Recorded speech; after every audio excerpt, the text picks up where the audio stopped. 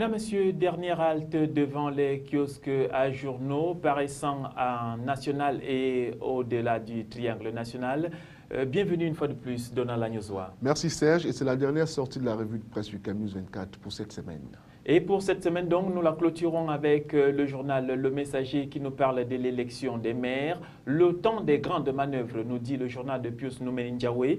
Guerre ouverte entre autochtones et halogènes. Les conseillers municipaux mis sous la sellette. La base militante en guerre contre la hiérarchie des partis. Jeunes loups contre barons. Dans les coulisses des tractations à Yaoundé, à Douala, à Bamenda, en Konsamba, etc. C'est un gros dossier contenu dans les pages 7 à 10. Toujours du même journal, mais un peu plus avant, c'est-à-dire en page 3, on parle donc de bataille et investiture au RDPC, un recul démocratique. Les conseillers dénoncent donc la décision du comité central, c'est-à-dire dans le journal Le Messager. Faisons un tour à l'archevêché de Yaoundé pour parler de la rénonciation de Victor Togné Bakot, Monseigneur bien sûr, les dérives de prêtres, les dérives de l'Église catholique dénoncées dans cette édition du Messager, la lettre de prêtres engagés contre leur hiérarchie. Nous quittons aisément Le Messager et nous nous déportons donc au journal Le Quotidien Mutation pour parler toujours des municipales 2013, désignation des maires sous haute tension. Le Sud, par exemple, le gouverneur et les préfets à couteau tiré. Dans le Nord, les pro-Marafa en quête de revanche. Et dans le Centre, déchirement à Yaoundé 6e. Extrême Nord, un président de section accusé de marchandage. Les détails, vous les retrouvez dans les pages 8 à 9. Un peu plus avant, dans les pages 4 à 5, il y a cette grosse interview de Luito Bimbida qui parle de la succession de Paul Biya. Le président du PDC s'exprime également sur les élections et la mise en place des institutions. Mutation s'est aussi intéressée à la vie dans la capitale régionale du Sud. Nous sommes donc à Ebolova. Enquête sur les chantiers abandonnés du Comice. Hôtel du Comice, voirie municipale, village du Comice n'ont toujours pas été achevés. Détail, page 14. Alors, revenons sur les berges du Vouri pour parler du port de Douala où des bateaux de riz sont bloqués. Conséquence, le prix de cette denrée a augmenté sur le marché. Nous restons dans le quotidien Mutation et nous voici en sport. Cameroun-Tunisie, les Lions sans latéraux gauche. Henri Bedimo et Gaëtan Bon sont blessés. Vous allez retrouver les détails en page 7. Alors, faisons un tour à la prison secondaire de Yaoundé où Yves-Michel Fotso est accusé de vouloir se suicider. Thierry Michel Atangana, accusé de vouloir s'évader. C'est à la page 3 du journal Aurore Plus. Nous restons avec Aurore Plus pour aller dans les couloirs des palais de justice. Affaire Bibingota, pourquoi Etundi Oyono ne devrait pas être condamné? Vous retrouverez dans les détails en page 5 du journal Aurore Plus. Aurore Plus qui nous parle aussi du deuxième pont sur le Vouri et nous présente cette controverse autour de la construction de la tribune officielle. Restons avec Michel Michaud Moussala, c'est-à-dire le directeur de publication donc, de Aurore Plus pour parler de diplomatie. Les nouvelles missions assignées aux ambassadeurs de France, c'est en page 9. En institution, nous dit Aurore Plus, il s'interroge plutôt, Paul Biya a-t-il définitivement enterré les conseils régionaux? Allons donc voir les repères. Nous sommes actuellement avec le journal Le Repère. Visite officielle, Paul Biya attendu au Vatican. La nomination du nouvel archevêque de Yaoundé sera au menu de la rencontre avec le pape François le 18 octobre prochain. Nous apprendons du côté de Repère. Le journal de feu Richard Touna nous parle aussi des législatives et des municipales 2013 et nous avoue que les militaires ont voté Paul Biya. Nous restons toujours avec Repère d'échéance. Ces ministres que les électeurs rejettent, vous retrouverez les détails en page 5. Sa presse nous est parvenue ce jour. Le journal de Steve Njo nous parle du cinquantenaire de la réunification avec Bernard Okalia Bilaï qui met les bouchées doubles. C'est à retrouver en page 6. Toujours de sa presse, sécurité et santé au travail. Le premier congrès s'est tenu à Douala. C'est en page 6. Et tout de suite, déportons-nous hors de nos frontières et atterrissons à la une de la tribune pour parler de cette petite teinte de rose pour le budget 2014. Mesures pour les ménages modestes, lutte contre l'optimisation fiscale. C'est en amendant le projet de budget 2014 que les députés PS de la Commission des finances de l'Assemblée nationale tentent de rendre le texte plus acceptable par la majorité au détriment de quelques mesures pro-entreprises. À lire aussi dans le journal La Tribune ce jour, recettes de l'État. L'État voit fondre ses dividendes. Les participations de l'État lui rapporteront 1,3 milliard de moins que l'an passé en dividendes. Une baisse qui peut sembler surprenante.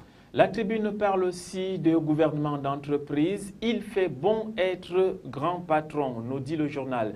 1,9 million d'euros, c'est la rémunération moyenne des grands dirigeants français. Décryptage du rapport de l'autorité des marchés financiers. Toujours de la Tribune automobile, Monsieur Tout le Monde n'aura plus de bonus. Le bonus écologique est supprimé pour les voitures classiques et les familiales à essence Made in France devront payer un malus.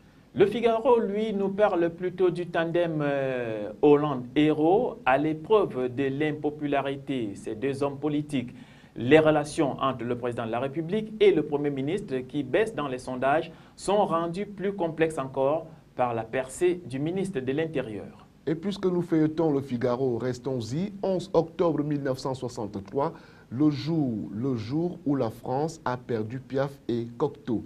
50 ans après la mort, la chanteuse et le poète restent bien vivants. En 1940, Jean Cocteau avait fait débuter au théâtre sa grande amie dans la pièce Le Bel Indifférent. En page 26 à 27, vous retrouverez donc les détails à propos.